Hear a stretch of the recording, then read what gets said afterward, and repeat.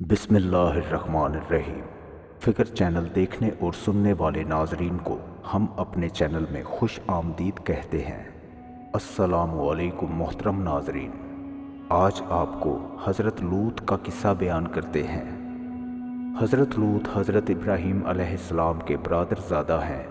ان کے والد کا نام ہاران تھا۔ حضرت لوط کا بچپن حضرت ابراہیم علیہ السلام کے زیر سایہ گزرا اور ان کی نشوونما حضرت ابراہیم علیہ السلام کی آغوش تربیت کی مرہون منت تھی۔ اسی لیے وہ اور حضرت سارہ ملت ابراہیمی کے پہلے مسلم اور سابقون الاولون میں داخل ہیں۔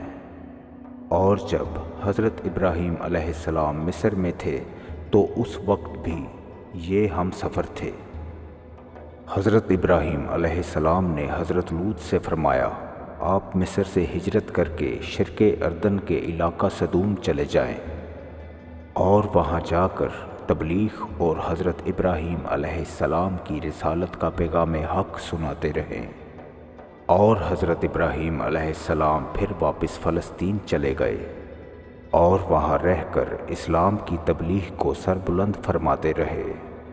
حضرت لوط نے جب سدوم میں آ کر قیام کیا تو دیکھا کہ یہاں کے باشندے فواحش میں اس طرح مبتلا ہیں کہ اللہ مان، دنیا کی کوئی برائی ایسی نہیں تھی جو ان میں موجود نہ ہو، اور اپنی نفسانی خواہشات کو پورا کرنے کے لیے وہ عورتوں کی بجائے امرد لڑکوں سے اختلاط رکھتے تھے۔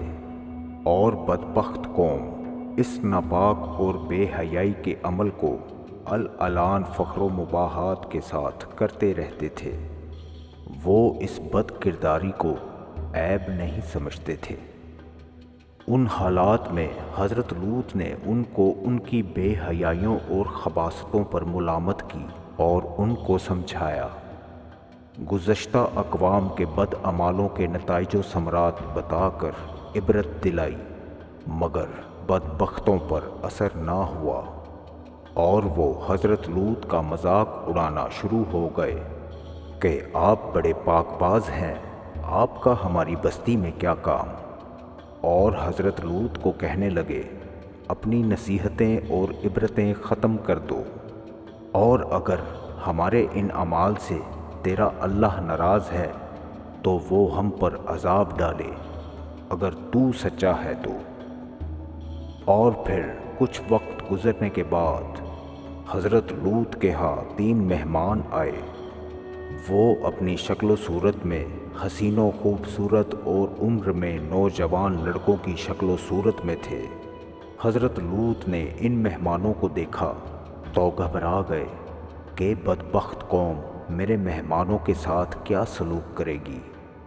آپ کے مہمانوں نے آپ کو بتایا کہ آپ پریشان نہ ہوں، ہم ملائکہ عذاب ہیں، اور اللہ کے قانون جزائے اعمال کا فیصلہ ان کے حق میں اٹل ہے، وہ اب ان کے سر سے ٹلنے والا نہیں۔ آپ اور آپ کا خاندان عذاب سے محفوظ رہے گا، مگر آپ کی بیوی انہی بے حیاؤں کی رفاقت میں رہے گی اور تمہارا ساتھ نہ دے گی۔ آخر عذاب الہی کا وقت آ پہنچا۔ ابتدائے شب ہوئی تو ملائکہ کے اشارہ پر حضرت لوط اپنے خاندان سمیت دوسری جانب سے نکل کر سدوم سے رخصت ہو گئے، اور ان کی بیوی نے ان کی رفاقت سے انکار کر دیا اور راستے ہی سے لوٹ کر سدوم واپس آ گئی۔ ملائکہ نے قوم لوط کا تختہ الٹ دیا اور اوپر سے پتھروں کی بارش نے ان کا نام و نشان تک مٹا دیا، اور وہی ہوا جو گزشتہ قوم کی نافرمانی اور سرکشی کا انجام ہو چکا تھا۔